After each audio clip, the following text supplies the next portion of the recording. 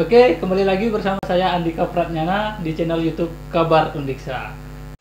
Kabar Undiksa selalu memberikan informasi yang terupdate, terkece, dan terkeren. Dan jangan lupa klik tombol subscribe, like, dan komen. Oke, baby?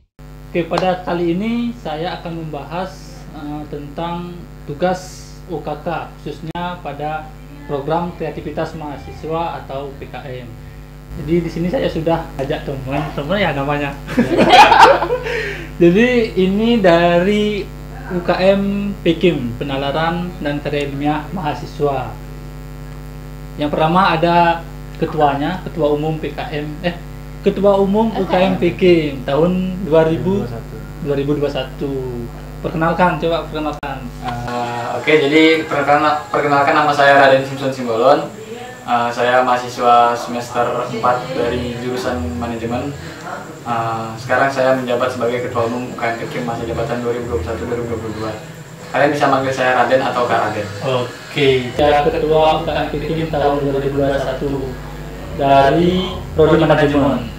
Dan ini wakil apa siapa nih? Coba perkenalkan diri dulu. Oke, baik, selamat malam. Jadi ini karena sudah malam, perkenalkan nama saya Nikita Ayu Sumadianti, biasa dipanggil Yuli, dari semester 4 menuju 5, Prodi S1 Akuntansi. Sekian.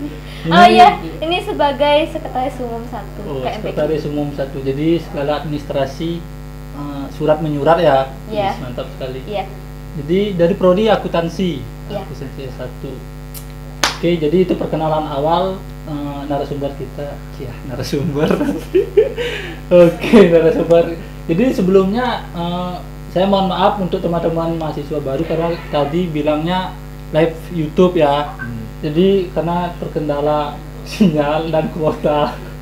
Jadi nggak bisa live YouTube. Nah, sekarang untuk memberikan informasi kepada teman-teman, saya langsung menanyakan kepada panitia khususnya di tugas PKM gitu, biar kalian dapat informasi juga. Oke, jadi yang pertama ini Kak, kan tugas UKK itu kan ada PKM ya, khususnya di PKM. Nah, fungsi dari UKM PKIM ini apa sih di bidang PKM itu? Baik Kak, langsung saya jawab. Jadi kami dari UKM Penalaran dan Karya Ilmiah Mahasiswa UKM PKIM itu yang akan merekap dan memeriksa tugas-tugas, yaitu tugas PKM pada masa UKK Undiksa. Jadi segala bentuk yang menyangkut tentang PKM seperti panduan, memeriksa, dan hasilnya nanti itu diurus oleh UKM PKIM. Oke, jadi untuk teman-teman semua, jadi jangan menganggap bahwa PKM yang kalian kumpulkan itu nggak ada yang periksa, tapi udah ada panitia yang khusus memeriksa PKM kalian gitu, yaitu dari panitia UKM PKIM kan. Nah, untuk PKM sendiri Kak, dari tahun ke tahun itu kan istilahnya ditakuni banyak mahasiswa baru ya.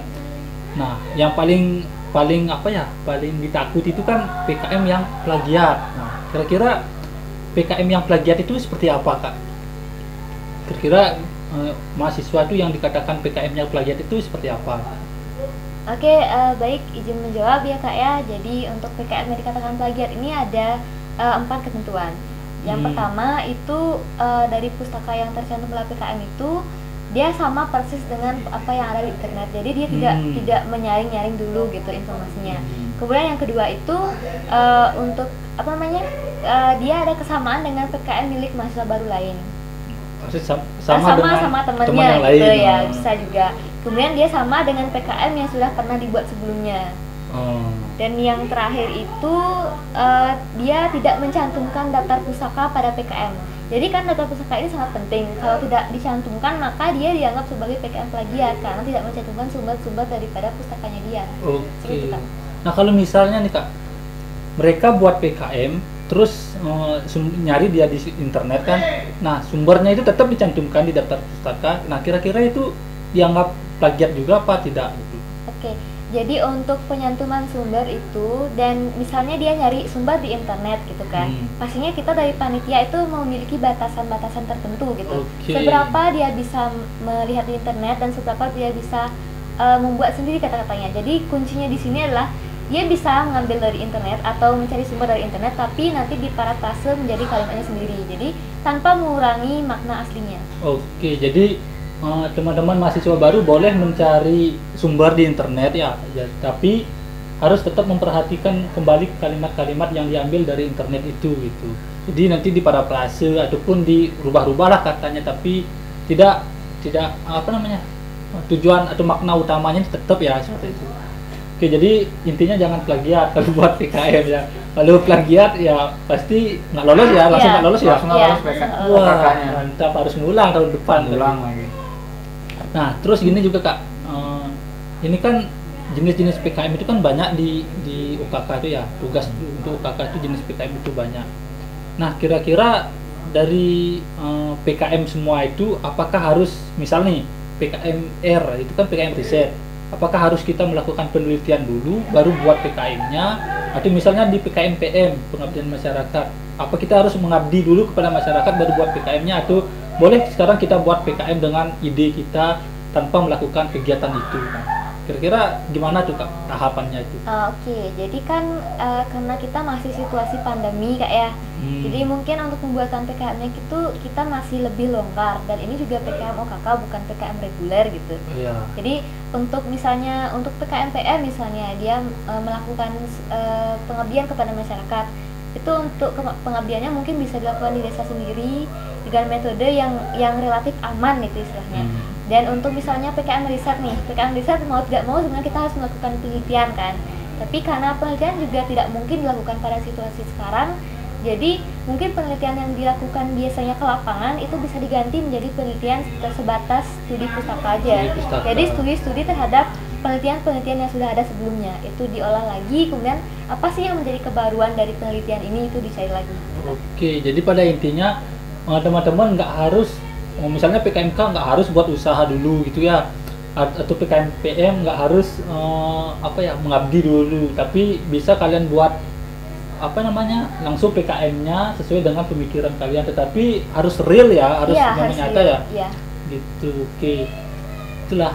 Terus ada juga yang bertanya nih Kak terkait dengan PKM, jenis PKM itu. Bedanya itu diletak di bagian mananya gitu. Misalnya PKMK di mana, terus PKMM di mana, PKMPM di mana gitu. Oke. Jadi langsung saya jawab Kak. Agar mahasiswa tidak bingung, jadi di sini saya akan mengelompokkan 5 PKM yang dibuat ada tugas OKK ini. Jadi yang pertama itu ada namanya level riset dan pengembangan, dan yang kedua ada level pengimplementasian. Pada level riset dan pengembangan itu ada 2 jenis PKM. Yang pertama yaitu PKMR dan PKMKC. Jadi PKMR atau PKM riset itu yang dulunya namanya PKM penelitian itu hanya sebatas riset dan pengembangan saja. Jadi kita belum perlu untuk melakukan implementasi atau pengaplikasiannya. Jadi belum adalah hasil nyatanya gitu. Ya. Begitu juga dengan PKMKC, yaitu karsa cipta, di mana PKM-nya itu atau idenya itu hanya berupa prototipe atau rancangan saja. Dan kemudian untuk PKM yang bagian level pengimplementasian ada 3. Yang pertama yaitu PKMPI, PKMPM, dan PKMK. Untuk PKMPI sendiri, dulu itu namanya PKM teknologi. Sekarang diubah menjadi PKM penerapan iptek atau PI. Nah, jadi itu adalah hasil dari misalnya PKMKC nih. Terus prototipenya sudah jadi barang, itu bisa kita jadikan PKMPI jika kita ingin membuatnya sebuah teknologi pembaruan seperti itu. Kemudian untuk PKMPM atau pengabdian masyarakat itu juga bisa dari misalnya PKM riset nih. Kita meriset kehidupan sosial masyarakat. Kemudian hasilnya sudah keluar, sudah ada hasilnya, dan kita ingin melakukan misalnya memberikan sekolah untuk anak-anak yang tidak ada sekolah formal seperti itu. Jadi itu bisa langsung dibuat ke pengabdian masyarakat. Dan yang terakhir ada PKMK. Jadi di sini saya tekankan ya, PKMK-nya itu tidak boleh menggunakan tema makanan atau minuman. Nah, jadi biar teman-teman nggak menggunakan dua hal tersebut, bisa misalnya nih PKMKC ini kan dia misalnya buat robot bisa menyapu seperti itu.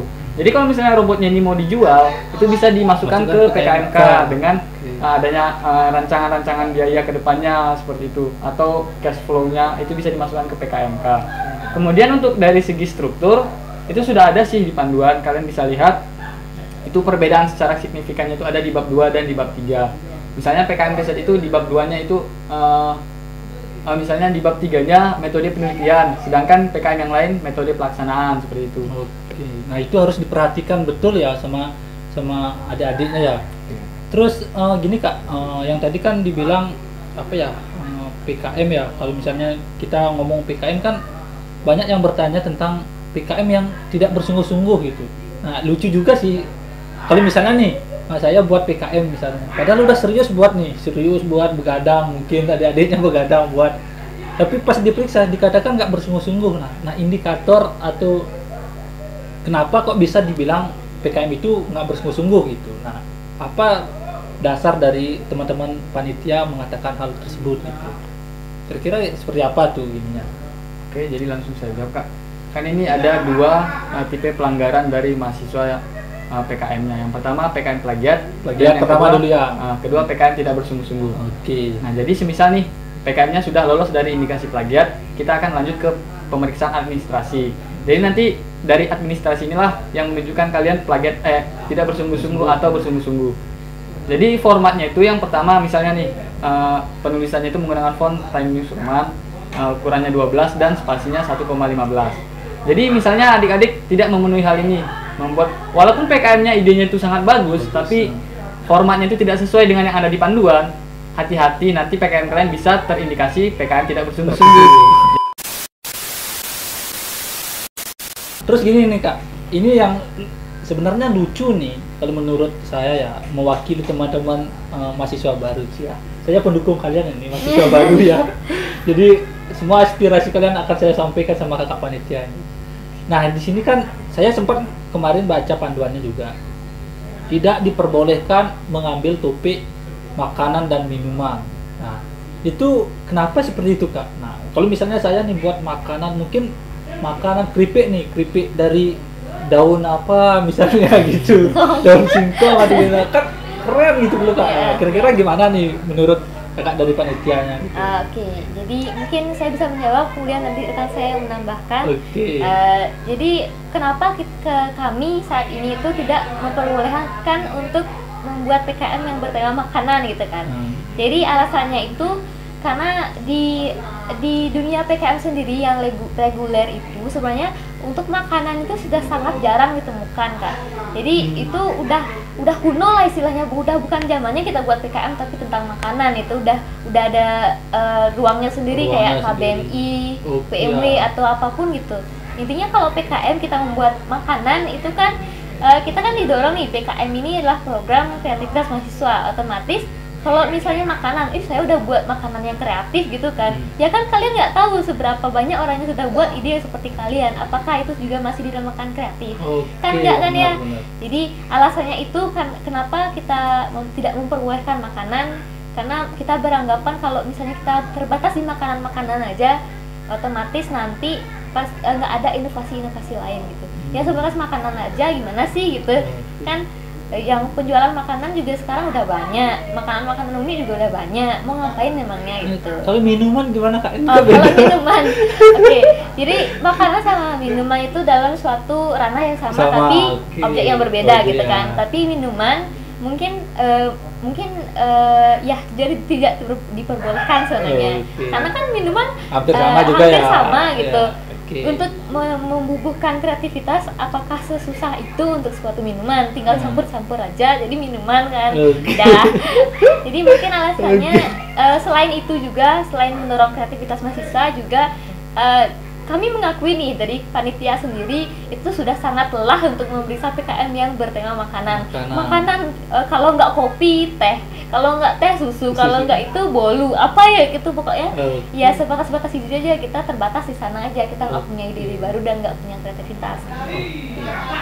Jadi benar sih kata Kak Yuli ya, dari tahun ke tahun waktu zaman saya juga meriksa PKM itu, kalau udah ngumpul PKM yang warna kuning itu paling banyak, PKMK ya, itu wirausaha. Terus yang paling banyak itu bakso, keripik gitu, wih memang sih. Ya jadi ya saya nggak bisa membela kalian lagi gitu kalau topiknya makanan sama minuman gitu.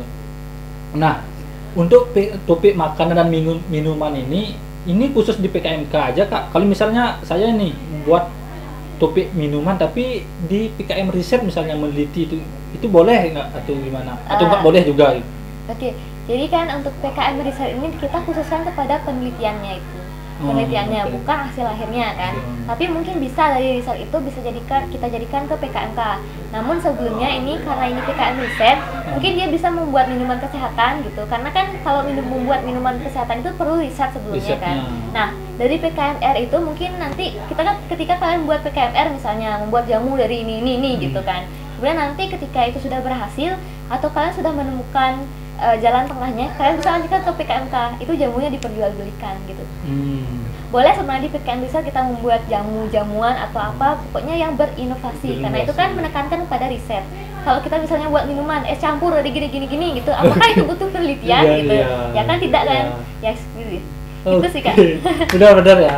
Lalu harusnya kita di PKM di topik makanan ataupun minuman, kalau misalnya untuk di PKM riset itu diperbolehkan, tetapi harus lebih spesifik apa yang ingin diteliti kan, seperti itu ya. Dan apa manfaatnya ke depannya gitu. Manfaatnya untuk ke depannya. Tambahan dari saya dikit Kak. Ya. Misalnya tadi kan Kak menyinggung juga kalau misalnya makanan atau minumannya dibawa ke PKM-PM nih. Boleh juga, tapi kan namanya PKM pengabdian masyarakat itu yang jadi objek kita bukan makanan atau minumannya, tapi masyarakatnya. Jadi bagaimana cara kita memberdayakan masyarakat untuk mengolah makanan atau minuman yang sudah kita inovasikan seperti itu. Jadi dia lebih terfokus kepada masyarakat sasaran, bukan kepada makanan atau minumannya. Jadi boleh aja, cuman jangan dibawa ke PKMK ya. Oke, itu pesan dari ketua UKM-nya ya. Kalau misalnya kalian punya ide makanan ataupun minuman, jangan ke PKMK, karena udah langsung masuk list tuh, list yang lolos ya. Diskualifikasi nggak lolos. Oke, nah ini pertanyaan yang paling penting nih Kak, terkait dengan kelulusan dari OKK. Nah ini tadi kemarin ya saya sempat baca itu PKM itu menjadi indikator utama juga dalam menentukan kelulusan PKM. Nah seberapa penting tuh PKM ini untuk maba, untuk calon mahasiswa baru Diksa? Oke Kak, jadi biar saya perjelas ya untuk adik-adik. Jadi kan di buku panduan dari pihak BEM Rema Undiksa itu ada 4 kriteria. Yang pertama adalah nilai kehadiran, nilai sikap, nilai tugas dari BEM Rema, dan juga nilai PKM.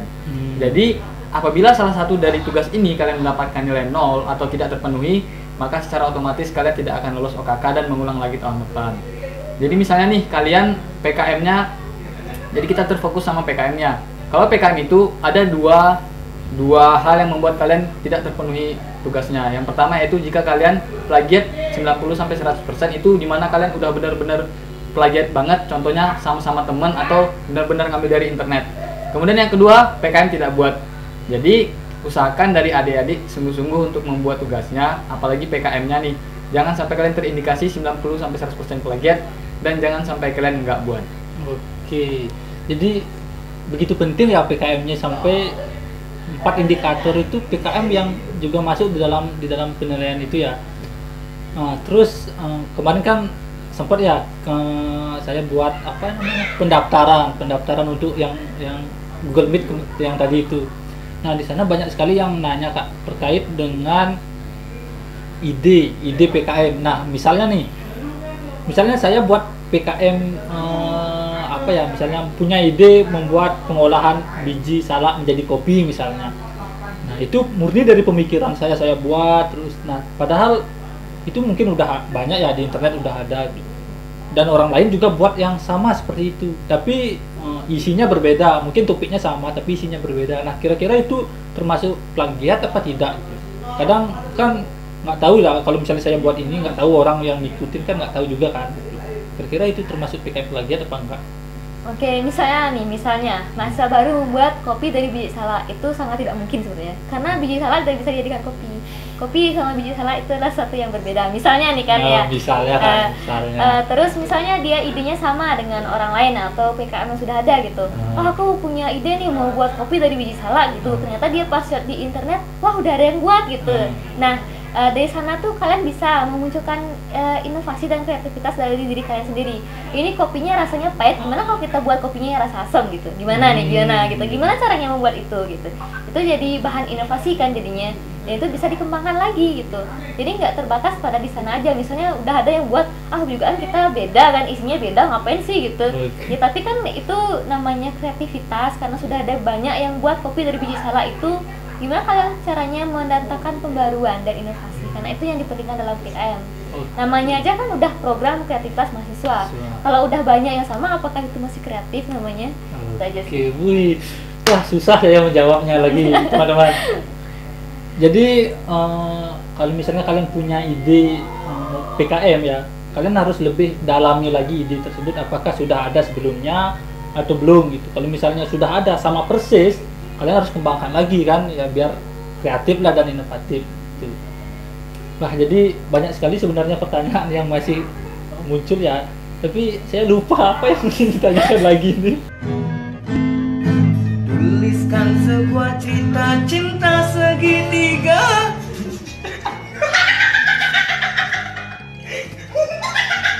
Oh, ini ada pertanyaan yang sedikit apa ya, kayak menggali gimana sih cara panitia itu memeriksa PKM teman-teman di adik-adik mahasiswanya.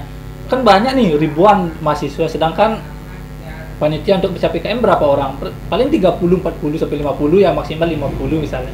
Nah, kira-kira gimana nih cara meriksanya gimana gitu? Ada cara nggak gitu, biar sesuai dengan target waktunya kalian bisa menyelesaikan 3000 PKM menyelesaikan. Wah, luar biasa. Wah, ini sebenarnya rahasia panitia sih. Wih, tapi ini rahasia, ini rahasia. Jadi ini khusus untuk kalian, mungkin akan disampaikan sedikit mungkin. Oke. Jadi mungkin Kak bocorkan sedikit lah cara meriksanya. Jadi kan mahasiswa barunya ini misalnya ada 2000 sampai 3000 mahasiswa baru, ataupun mahasiswa sebelumnya yang mengulang lagi OPK. Jadi kami yang panitia hanya 40 orang ini sudah benar-benar terlatih di bidang PKM. Jadi di awal itu kita udah benar-benar melatih cara untuk memeriksa sampai struktur PKM yang ada, dan nantinya PKM kalian itu akan dikelompokkan berdasarkan per jenis. Setelah dikelompokkan per jenis, mungkin panitianya nanti akan dibagi yang mana yang akan menangani PKM R, PKM KC, PKM K, dan PKM yang lainnya. Kemudian nanti setelah diberikan waktu untuk memeriksa, itu dari BEM Rema ngasih waktu kepada panitia Pekim, kita akan memeriksa kurang lebih selama 4 hari. Dan itu satu orang panitia itu bisa memeriksa 75 sampai 100 PKM. Dan kalian nggak usah ragu sama kami, karena kita itu bakalan meriksa satu persatu PKM kalian, nggak akan kami skip satu PKM pun. Jadi makanya kalian buatnya sungguh-sungguh, jangan kalian pikir ini PKM-nya ada 3000 berarti bisa jadi PKM saya nggak diperiksa. Itu nggak mungkin. Jadi jangan anggap bahwa PKM kalian itu nggak diperiksa gitu, karena sudah panitianya sudah bertahun-tahun lah mempelajari tentang PKM, dan sudah anggotanya sudah kayak dilatih ya untuk bahkan waktunya dialokasikan 1 harian penuh untuk memeriksa PKM. Woi, itu mantap sekali ya. Jadi kalau PKM kalian tidak bersungguh-sungguh pasti ketahuan lah gitu. Apalagi plagiat, sangat mudah sekali ya kalau memeriksa PKM plagiat itu. Oke, terus apa lagi ya nih yang ditanyakan? Lupa nih, kira-kira ada pertanyaan nih. Jadi sekarang di HP nggak ada. Banyak pertanyaan dari teman-teman. Caranya Pekim meriksa PKM kayak gimana? Apakah pakai aplikasi atau gimana? Nah, oke. Itu meriksanya pakai aplikasi apa manual gimana? Nggak capek apa kalau misalnya manual? Oh, untuk pemeriksaan PKM ini kita nggak mungkin pakai aplikasi, jadi manual. Biasanya manual gitu. Kecuali untuk pemeriksaan plagiarisme itu baru pakai suatu aplikasi. Dan itu tidak boleh dibocorkan. Rahasia panitia. Ngecek plagiat itu nggak dibocorkan guys ya. Nanti saya yang ngomong guys. Oke. Jadi sebenarnya banyak ya terkait dengan substansi PKM itu, kita ngomong ke substansi aja sih. Kalau misalnya PKM M misalnya, itu kan ada di bab 2-nya gambaran umum masyarakat sasaran. PKM PM ya. PKM PM ya, sorry. PKM pengabdian masyarakat.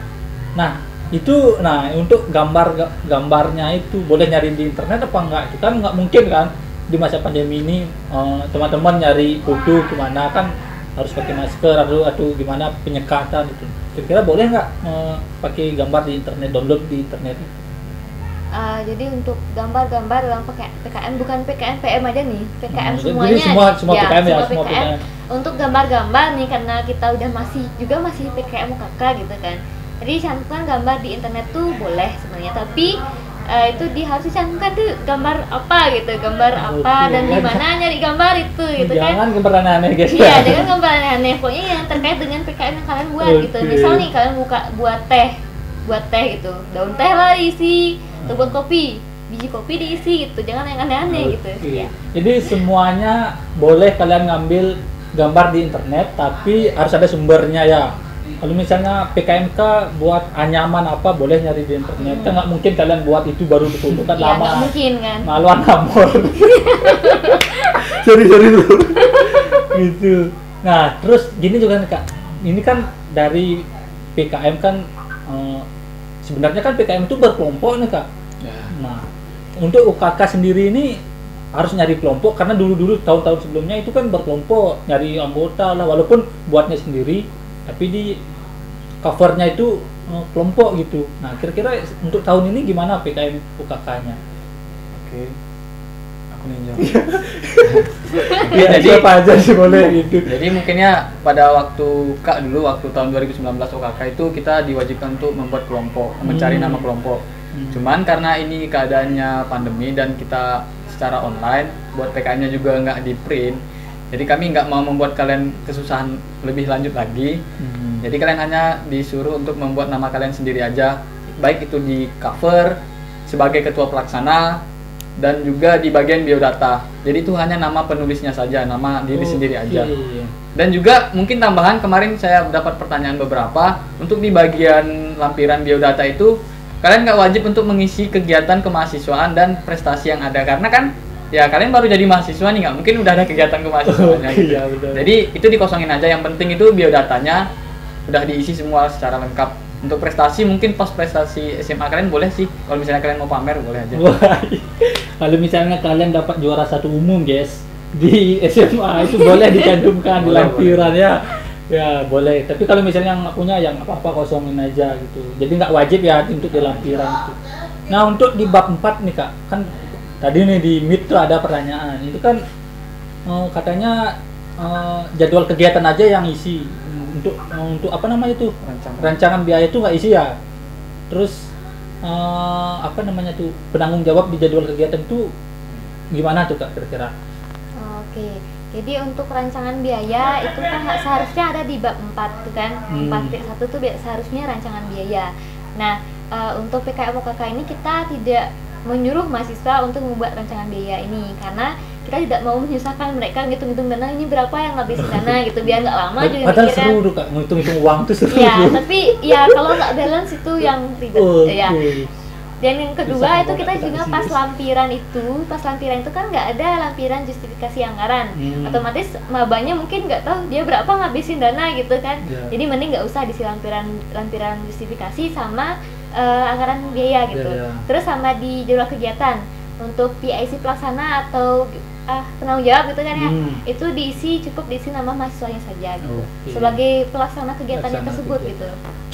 Oke, jadi sebenarnya panitia untuk tahun ini berbaik hati sebenarnya guys. Jadi udah lampirannya cuma 2 aja ya. Iya. Biodata ketua pelaksana sama surat pernyataan gitu. Terus nggak wajib lagi ditandatangani. Tidak wajib lagi ditandatangani. Jadi kosong, boleh kosong. Jadi di PKM itu nggak harus di scan ya, berarti nggak ada yang di scan ya? Malah kami melarang untuk di scan Kak, karena menyusahkan panitia untuk memeriksa Iya. nantinya. Kalau dia di scan kita yang susah meriksa gitu. Dan misalnya kalau di scan itu udah tergolong tidak bersungguh-sungguh sih. Iya. Ya, Karena tidak sesuai gitu. jadi jangan di scan ya di apanya PKM-nya gitu. Terus apa lagi ya? Yang tadi yang saya ingin tanya itu apa lagi? Pokoknya banyak sih yang diringankan untuk PKM tahun ini gitu. Jadi kalian cukup fokusnya di substansi aja ya, dari bab 1 sampai bab 4-nya gitu. Padahal sampai bab 3 aja sih sebenarnya ya. Kalau bab 4 itu kan jadwal kegiatan aja kan. Jadi cuma 3 bab aja sebenarnya kalian buat, yang lain itu menyesuaikan.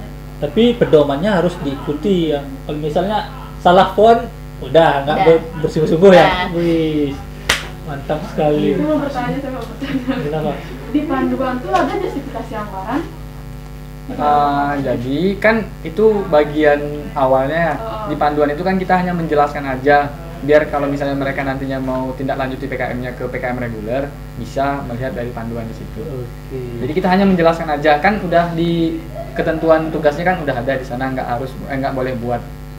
Jadi di pertama itu dijelaskan dulu PKM-nya ya, Secara strukturnya umumnya. secara umumnya, baru yang di bawahnya itu tentang Ketentuan tugas. ketentuan tugas UKK untuk PKM-nya. Oke. Jadi sebenarnya teman-teman langsung saja sih di apa namanya tuh di pedoman itu ikuti secara Jangan detail. malas baca panduannya. Boy, jangan Karena di malas. sana itu udah lengkap banget kakak-kakak buat.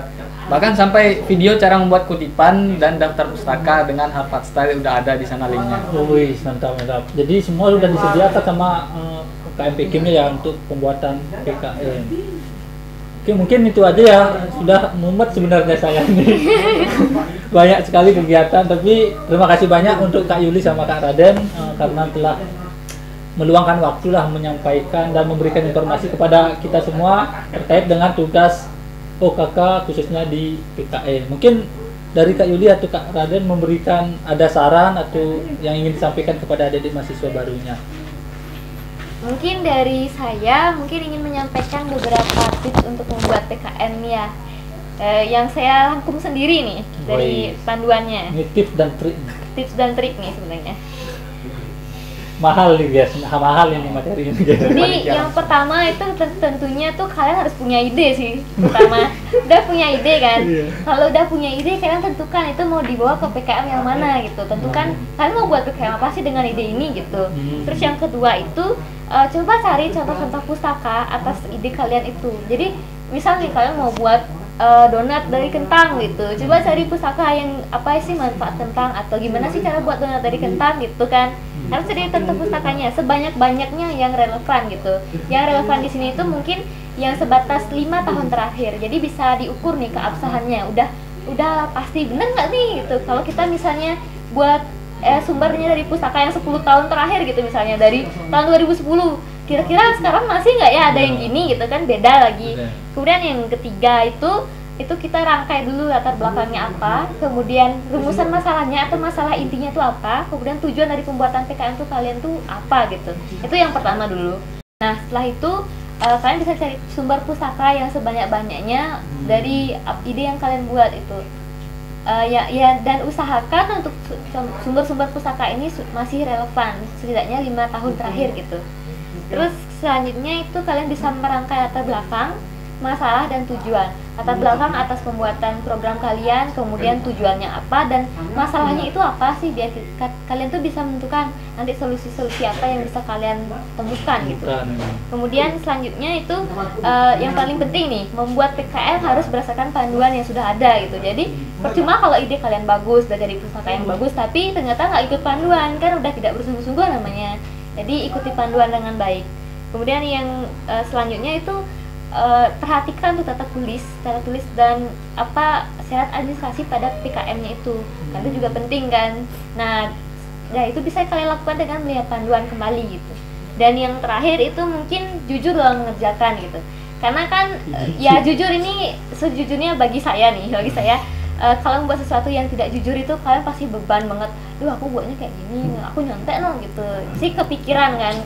Ya itu mungkin nih trik terakhir ini mungkin bakal melapangkan hati kalian sendiri gitu. Biarpun ya kalau misalnya kalian nggak jujur, kita juga nggak tahu gitu kan.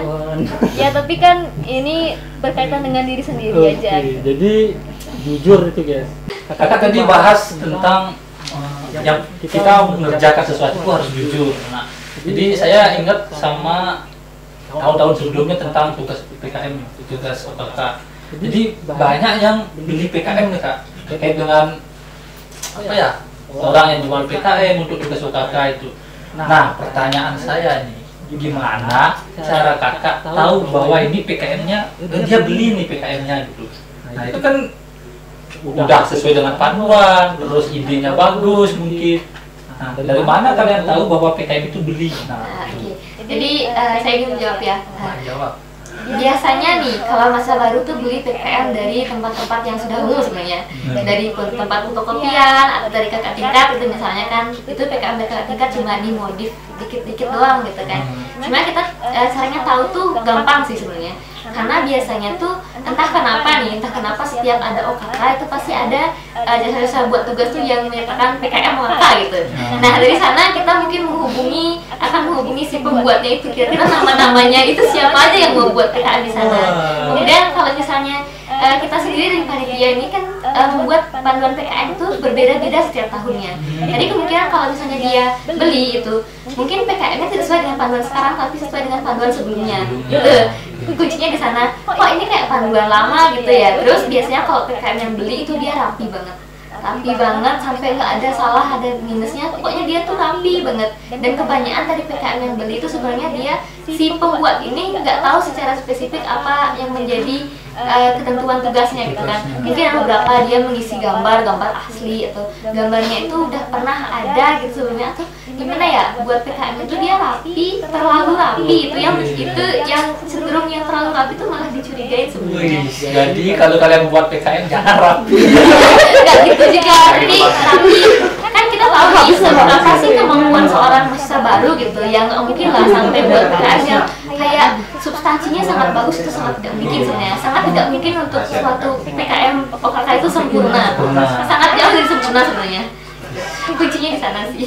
Oke, jadi kalau kalian beli PKM, harus waspada nih, cari jasa yang memang benar-benar profesional.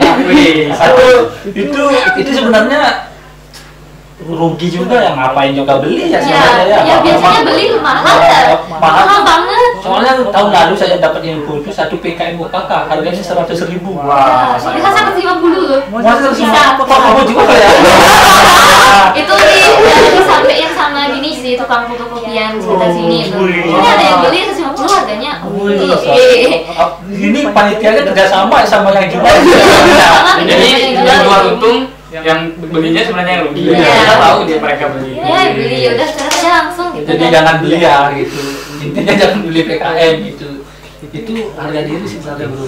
Ya kalau ketahuan beli itu malunya luar biasa emang. Apalagi nanti sudah diingat nama kalian dan terus nanti kuliahnya saya beli PKM atau bisa. Saya mau temenan sama kalian. Oke, itu ya pesan dari Kak Yuli untuk teman-teman semua. Mungkin kalian ada pesan atau saran untuk teman-teman mahasiswa baru Diksa? Mungkin kalau dari saya singkat aja ya, karena dari Kak Yuli udah secara rangkum. Kalau dari saya hanya perlu menghindari dua hal. Yang pertama yaitu plagiarisme. Cara untuk menghindari plagiat itu adalah kalian harus benar-benar memperhatikan kutipan dan daftar pustaka yang kalian buat. Apa yang kalian kutip itu yang buat di daftar pustaka, dan apa yang kalian buat di daftar pustaka itu ada di bagian isi dari PKM. Dan jangan sampai kalian misalnya bab 1 itu isinya kutipan semua, dari paragraf 1, 2, 3 isinya kutipan semua. Itu namanya kalian nggak membuat PKM, itu ngambil punya orang namanya. Walaupun kalian buat daftar pustakanya benar, ya kalau kutipan semua isinya kan nggak PKM. Jadi itu cara menghindari plagiat. Yang kedua menghindari PKM tidak bersungguh-sungguh dengan cara membaca panduan. Jadi udah gede nih sebenarnya ini. Jadi apa ya?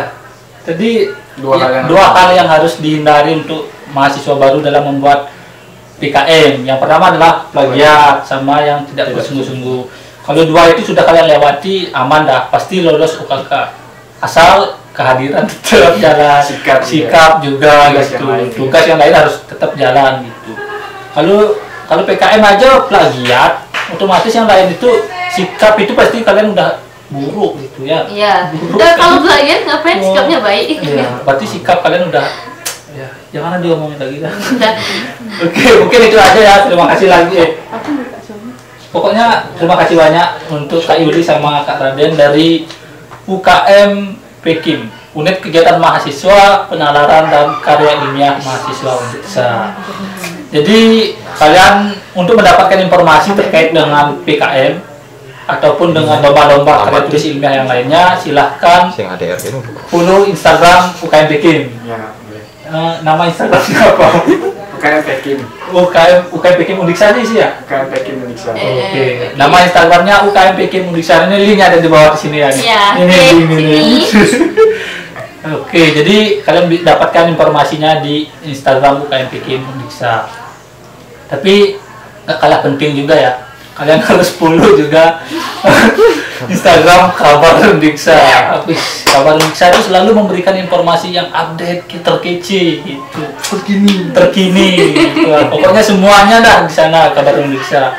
Jadi kalian wajib follow di sana. Oke, dan cekrek nih channel YouTube Undiksa, Kabar Undiksanya. Oke, mungkin itu saja dari bincang atau ngobrol-ngobrol santai kita. Tunggu lagi acara kita selanjutnya di Kabar Undiksa. Oke, nah sudah bye. Kabar Undiksa selalu memberikan informasi yang terupdate, terkece, dan terkeren. Dan jangan lupa klik tombol subscribe, like, dan komen. Oke, baby.